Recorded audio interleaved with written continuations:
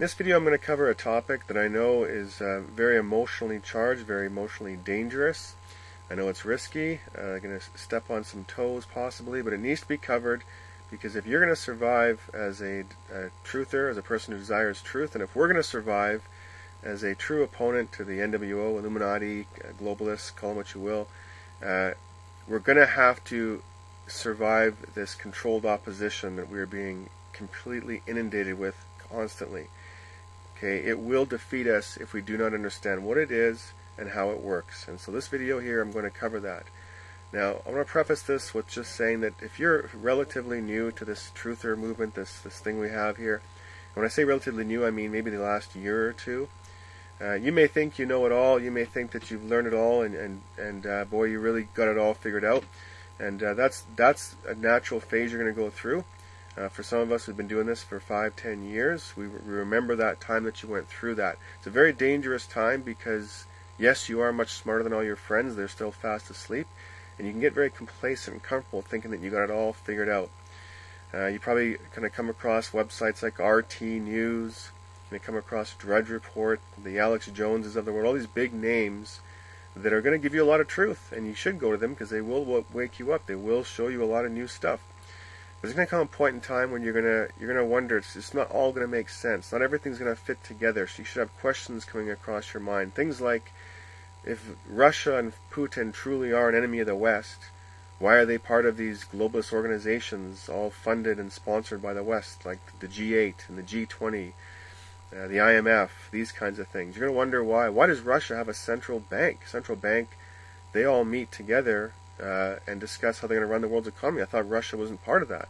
So questions like this are going to come up. Why does Kim Jong-un's son go to private Western universities? All the North Korean party members, their children go to the top-notch British schools. Why would that be if they hate the West?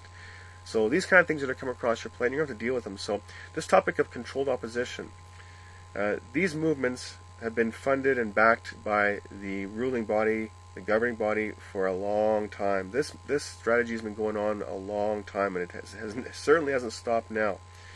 And so here's a definition of it. And we have more of them than you can possibly imagine. So you have to let go of your emotions, your attachments to people like Alex Jones and these controlled opposition agents. Because yes, they did wake you up, and yes, they did give you lots of truth, but that's the best kind of lie. If a person wants to deceive you and they just tell you all lies, it's not going to work very well, is it? Because you're going to understand they're lying to you. They've got to tell you truth. They've got to tell you as much truth as possible to convince you that they're on your side. That's how it works. Those are the best liars. You think Satan comes and just tells nothing but lies, nothing but nonsense? That would never work. And so they know that too. These people are skilled. These people are trained. These people are groomed from sometimes childhood for this role. And so what we need to understand is that these people are deadly serious about what they're doing, and we're not. We have no idea how serious this battle is, and we need to wake up to just how serious they are. And so with that, here's a quote from Lenin. The best way to control the opposition is to lead it ourselves. That was a long time ago. They've known that for a long time. So you think that they haven't figured it out now? Okay, with that, we're going to get into some of the names. Here's Alex Jones. If you haven't figured out he's controlled opposition, then I'm sorry, but you got some hard lessons to learn. Anybody with a big movie, a big production like that, that's got tons of followers, you know for a fact he's controlled opposition. In fact, he admits his father was CIA. He talks about it in some of his programs. You can't have a father in CIA and then be against the system. Here's Russell Brand. People think that he's on our side too. Here's some pictures that are going to blow that out of the water. With Katy Perry, what does she do? She's constantly pushing the NWO and the Illuminati. They're best friends. They probably meet for sex constantly. Look at her. Look in her eyes. You think she thinks he's her enemy? Not at all. Not at all. Here he is flashing the Satan symbol with his hands. That's a well-known Illuminati symbol between Luciferian Satanists. Here he is. If you look on his left wrist, you can stop the video. You'll see the number 33 written there. It's hard to tell in this picture, but I just want to let you know that it's on his wrist to prove it. And here's a closer-up picture coming up in a few seconds here. 33 is, of course, a very important number. For the Illuminati, Masons, 33rd degree Mason. There it is on his left wrist. He's not even really trying to hide it that much. You got to be fast asleep not to figure this guy out. And here he is with David Icke, another controlled opposition agent. People are going to have a tough time with that because he says all the right things and he blows open the reptilians. But there's David Icke. So either you're going to believe David Icke is a complete idiot and doesn't know what Russell Brand's about, or he does know what he's about and he has no problem with it. Here's David Icke on the cover of Time. Let me tell you, true opponents of the NWO do not get coverage in mainstream magazines. They do not get coverage on mainstream TV. They get shot or they get ignored, okay? If you see someone in mainstream, they are not your friend. Here's Vladimir Putin.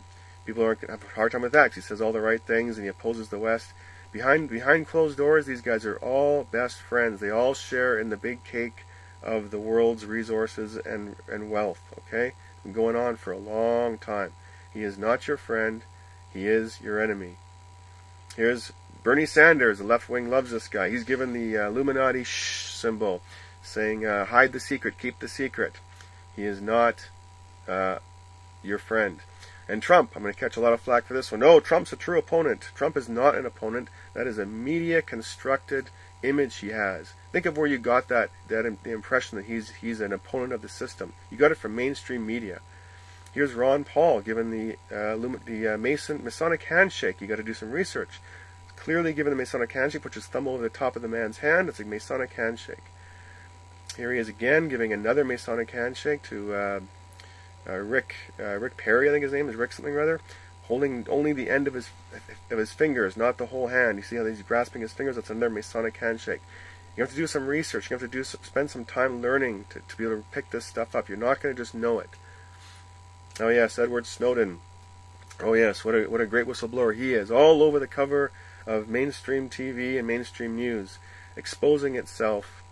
Yes, and Julian Assange, same thing, all over mainstream.